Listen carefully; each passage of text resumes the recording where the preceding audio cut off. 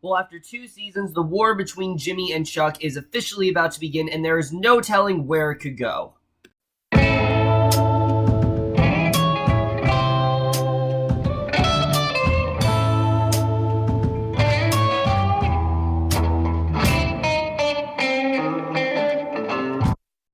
Hey guys, time for Better Call Saul Season 3, Episode 2, Witness. And guys, I know this review is extremely delayed, and I apologize for that. I'm not entirely sure how I got so behind on this show. I meant to eventually catch up on it, but every time I did, there were other shows that got in the way. There was a Leftovers, or there was a Fargo, or there was just something else that was keeping me, or 13 Reasons Why. So many other things that were just keeping me from finally catching up to this show. And I told myself, all right, I will catch up by the end of the season. And just like Fargo, there's no way I can possibly review this show in one video. I can't just review the entire third season, because if I were to do that, the video would be over an hour long. And I don't think you guys want that. I know my review for The Leftovers was almost over an hour long. It was basically over an hour long if you cut the outro. But I really don't want to do that for you guys. So I want to give you the most concise review possible. And by doing that, I am going to take the next 4 or 5 videos, or however many I need to do, to review every episode individually, starting off with episode 2. And again, I know this was so long ago. Just bear with me. I'm sorry, guys. I'm going to catch up, though. And I promise you, most likely I will be done by Tuesday. If not Tuesday, then Wednesday. But I will most likely be done by Tuesday. Again, just bear with me. I apologize for my procrastination, but just know it wasn't my intention to do that. But either way, guys, wow, what an episode this was. I mean, already this season is really kicking off. I really loved everything about this episode. We had a fantastic introduction here, and there was just some really great set pieces here. I really am loving where this season is headed. But let's just get into this episode, because there definitely is a lot to talk about. And we start off in the beginning. We see at dusk, Chuck is preparing a cup of tea. He checks the locks on all the doors at his house, not, making sure that no one breaks in or anything like that. And he's accompanied by this private investigator, Dave, and he's playing solitaire. And after turning down the lantern light, Chuck is looking outside. And what's great about Chuck is that, a lot of people see him as this terrible person, and truthfully, yes, I do think the show wants us to hate Chuck, but at the same time, I can't help but sympathize with him. I mean, this is someone who, Jimmy, he always did kind of feel like Jimmy was better than him, and he's always kind of been jealous of his brother from the beginning. There are certain things his brother can do that he just can't. He can't even touch we know that, obviously, his whole sort of, disease is, self-diagnosed. It's not actually true, but he is so deathly afraid that he has to stay confined in his home. And the fact that he's getting out of there, and now he's going through all this legal stuff with Jimmy, yes, he definitely is taking things too far, but I think the show wants you to think that. And I hear so many complaints about his character, but again, the show does not want you to like him. And I think the actor who plays him, Michael McKean, I think his name is, does such an incredible job at making you dislike his character and really disliking what Chuck is doing, and really think he is taking things way too far, because he absolutely is. He definitely is taking things way too far. He definitely does need to dial things down a bit, and I do like the way the show is not condoning what he's doing. I think it's definitely a good idea for the show. I really am loving where we're going with this whole storyline, and in general, Chuck has always been a very fascinating character to me, and this doesn't make me like him any more than I did, because, I mean, I've liked Chuck, I've liked and disliked him through the beginning, but I will definitely admit he is taking things way too far, and this first scene absolutely shows that. So, while in the past season and an episode, Mike has been very much parallel to Jimmy. It has very much firmly stayed as two stories. And this episode, it kind of does start to come together. And I really did like seeing that. Mike has always been a very intriguing story. And I really did like what we got here. Basically, continuing his pursuit, he's watching as the two henchmen fall from his house, give the tracker to a courier. And he follows the courier for the rest of the night as he collects small pallets from remote dead drops around Albuquerque. And in the early morning, he sees the courier pull into this restaurant and walk inside carrying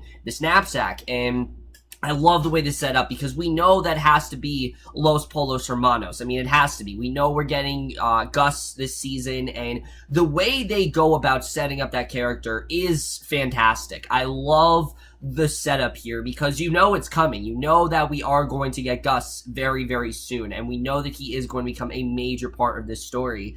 And by knowing that, that's what made this sequence that much more suspenseful and that much more edge of your seat, because we know very well what's going to happen here and we know what this is all about. And he leaves. The readout for the tracker shows it's actually stationary and suggesting that it's actually inside the restaurant, what he's looking for. So basically, he drives away. The camera pans out to reveal the restaurants is in fact Los Polos Hermanos. And again, I love that his sequence is completely silent. I think there's just really something to say about that. That's something the show just utilizes so well, is the idea of silence. You know, some things are just better to see than watch, and that's something I've always loved about Better Call Saul, is the way it kind of forces you to pay attention. You can't look down within the show because there might be a silent sequence, and that's something the show always does so well, is the way they really are setting up Los Polos Hermanos. So that was fantastic here. But we then see Jimmy. He continues renovating Wexler McGill's office when this woman named Francesca Liddy appears for a job interview. Now, I don't know if we're going to see her throughout the rest of the season, but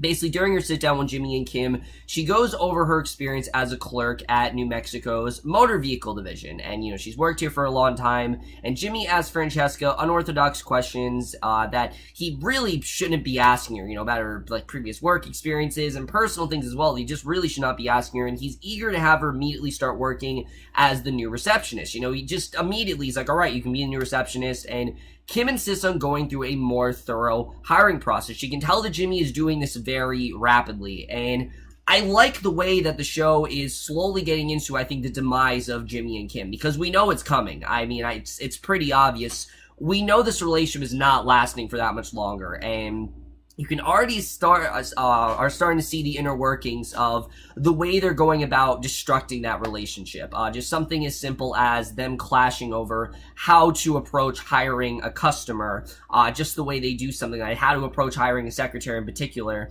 They have very different ways of doing that, and again, I think the show is very well doing a very good job of setting that up. But Jimmy tells her that he has a commercial airing in a few minutes, and he needs Francesca to handle the incoming calls. So he coached Francesca as 2 calls come in, one of which actually turns out to be from Mike. And at first we thought, oh, Jimmy's just going to dodge the call, but it actually is something that he's talking about, and he agrees to meet with Mike the next morning. Even though he's so focused on this commercial, he still does have time for Mike. And I did like seeing that. You know, again, you can tell, holy shit, the story is actually going to come together. It's not going to be 2 separate things as it's been, you know, throughout the last season. Because season 2, it was mostly 2 very different storylines that were kind of parallel to each other. I like this season. They are starting to come together. It just feels a lot more complete. I really did love what we got here. And again, I think the show is doing a really heartbreaking job of setting up the end of their relationship. But I really do love the way the show is going about it, I have to say. So finally, after a season, we finally get a scene between Mike and Jimmy, and we see Mike. He basically tasks Jimmy with entering Los Polos Hermanos to observe the courier when he comes inside, because he knows the tracker is in fact in there, but he doesn't want to do it by himself because obviously the tracker's after him. Jimmy has to be the one to do it. And after taking an order, we get this incredible scene, which I love the way this was done. He watches the courier arrives, collects his own meal, and sits at a booth with the knapsack between his feet. And I love that Gus is not the person they're after right now. Gus is just seemingly there in the picture. He's just background at this point. We know he's going to get more involved in the story, but at this point, he is just background. And I know I haven't seen Breaking Bad, but I did hear that the way we meet Gus in this episode is basically shot for shot the same way we met him in Breaking Bad, which I thought was a really smart way of doing that, honestly, especially for people who are such big Breaking Bad fans. That had to be such an incredible moment, and I don't think they could have handled this scene any better, I have to say, because Jimmy tries and fails to act casual watching the courier. You know, he's trying to be as casual as possible, but we know Jimmy doesn't really know how to do that. And when the courier dispenses with his trash and leaves with the knapsack, he reaches into the trash bin to see if the courier stashed anything in there. And basically, he's forced to act natural once Gus does come up to him. And something about this scene, I mean, knowing how menacing and the hubris that Gustavo Fring really does bring, there's something so suspenseful about this scene. Even though, you know, Gus is acting so casual and he's acting so friendly and just, overly friendly, honestly. Like, he's acting like Jimmy's a close friend of his. Like, this whole scene with them was very well played, in the way it was done, because, you know, to a casual viewer who hasn't seen Breaking Bad, we don't know what Gus is really going to become. Even though I haven't seen Breaking Bad, I know very well of what Gus becomes. I mean, everyone, I think, kind of knows about Gus Fring. Either you've seen the face-off scene or something like that. Gus Fring is one of the most menacing villains to exist in television, definitely. At least of what I've seen. I've seen clips here and there, like I said. I know this is terrible, but I've only seen like 3 or 4 episodes of Breaking Bad. I'm sorry, I will fix that one day. I don't know when, but one day I will, in fact, fix that. But despite that, you know, because of the fact that it has been, you know, because of that, this, you know, I do still know, about Gus Fring. I know how powerful he can be, and again, I think this scene was that much more menacing because of what we know he's eventually going to become. And Jimmy basically, he's quickly slips off his watch and says that he lost it in the trash, that the class fell off his watch, and Gus helps Jimmy retrieve his watch, and Jimmy leaves, and again, doesn't really think much of it. He knows he had to act natural, and he tells Mike that he saw nothing suspicious in the restaurant, much to Mike's frustration, which there probably was, but Jimmy unfortunately just didn't really get to capture it, and obviously, Mike is not satisfied. So Gus is outside cleaning litter. He looks up knowingly as Jimmy drives away, aware that Mike is on him. So you know that Gus is definitely very heavily involved with this, and his poker face is fantastic. And the fact that Jimmy can't give a convincing poker face when he's facing Gus is very telling, because we've known all these other times Jimmy's done a good job with lying. He has. There's been a lot of times when he's lied or he's exaggerated. He does a really good job with that stuff. But you can really tell he is starting to crack, and it really is starting to get to him. And especially when it comes to the way he handles the scene with Gus, it really is starting to wane. It really doesn't seem like he's able to, put on that facade as much anymore. And it's because of how intimidating Gus really is. Again, I don't really think they could have handled this any better than they did. And I was overall very impressed with the way this scene was done. Definitely really phenomenal stuff here. So Mike then continues the stakeout of Los Polos Hermanos, and he notices this black Escalade just randomly pull up to the back of the building. And it's revealed to actually be driven by Victor, we find out. And Victor, of course, he's actually a henchman of Gus, and again, the fact that he's gonna be in the story as well, I mean, it's basically Breaking Bad. A lot of this season is gonna be like Breaking Bad, and I'm definitely interested to see how that's going to be, but he drives off, and the readout indicates the tracker is inside, and Mike actually follows the Escalade, and we see a paranoid Ernesto. He drives to WM, and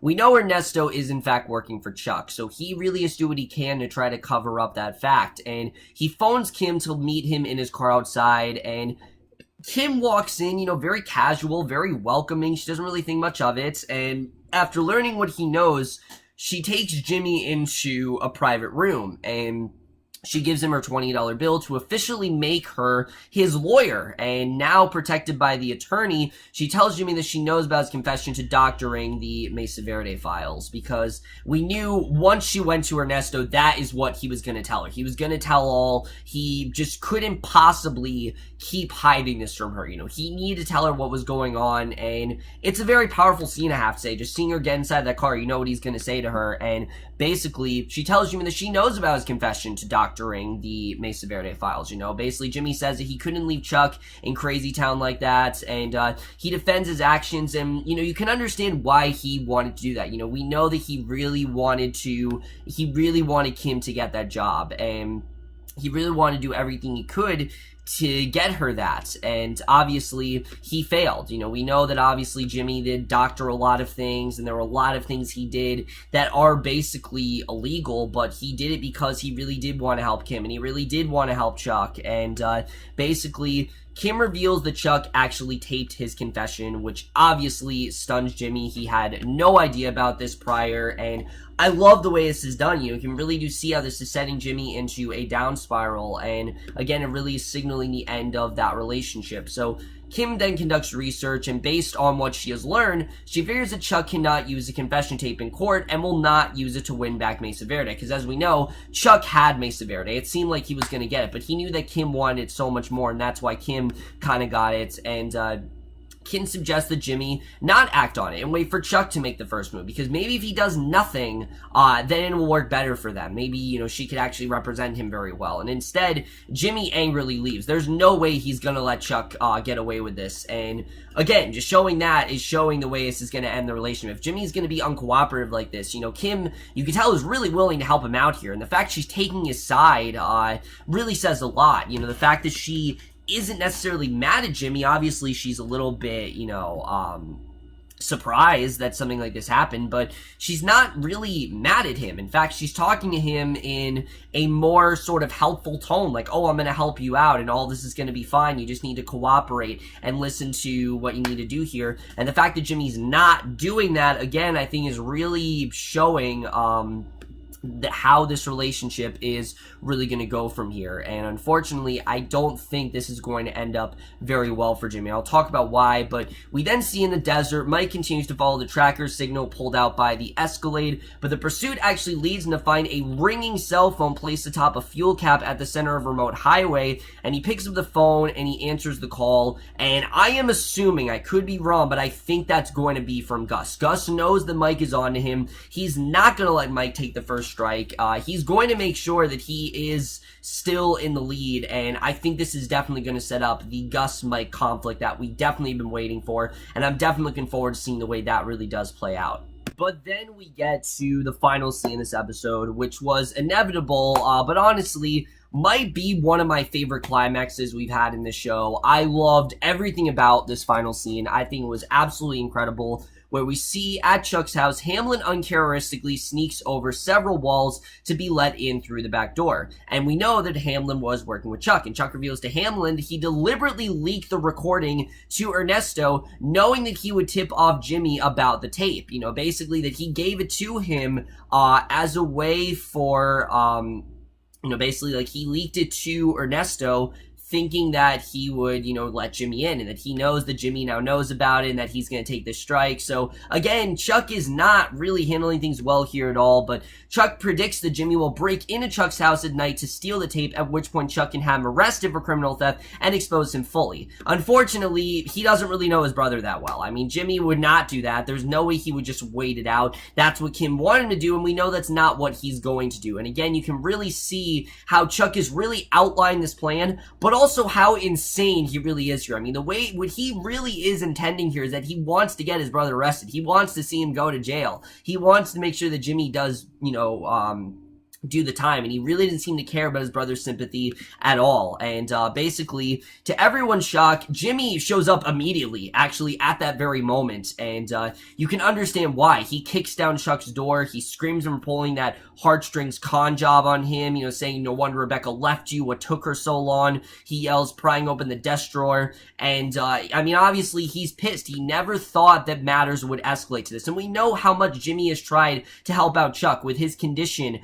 When Chuck almost died, I mean, Jimmy made sure he was by his side, and he really was willing to make amends with Chuck because he felt so bad about what he did to him, that he almost caused his brother his life. And I still think that is the strongest episode of the show. I've said it before. Season 2, episode 9, I think is still the strongest episode of the show, and just really capturing that relationship, and it really does show how Jimmy is not the one in the wrong here. I mean, Jimmy has done everything he can to really help out his brother, and sure, maybe he has done a few things that were kind of careless, and maybe he did do a few things that are obviously illegal, but he did it for the benefit of others. He didn't do it for himself, and Chuck doesn't really seem to give a shit. So it makes sense why Jimmy is saying these things, that he probably will regret that Rebecca left him and that it took her so long. And he literally tears apart the tape in Chuck's face, so there's no way that Chuck can incriminate him for it. He threatens to burn the whole goddamn house to the ground to find any possible copies, because there's no way he's gonna let Chuck do this to him. I mean, there's no way. There's no way that's gonna happen, and Jimmy is directly played into Chuck's hands, unfortunately, because Hamlin and Dave make their presence known. They declare themselves witnesses to Jimmy's crimes, and he might possibly be arrested in the next episode, and that is the way this episode comes to an end. Really crazy stuff overall, but let's just get into this episode and where it's going to take us into the rest of the season. So obviously, because I am so behind in the season, it does seem kind of unnecessary to really predict what's going to happen from here, but because the fact that I am so into this, I'm going to, because again, I want to give you guys concise reviews, and I'm going to treat this as if it was like a Netflix show. I really am. I know it's not, but that's the best way I can handle this here.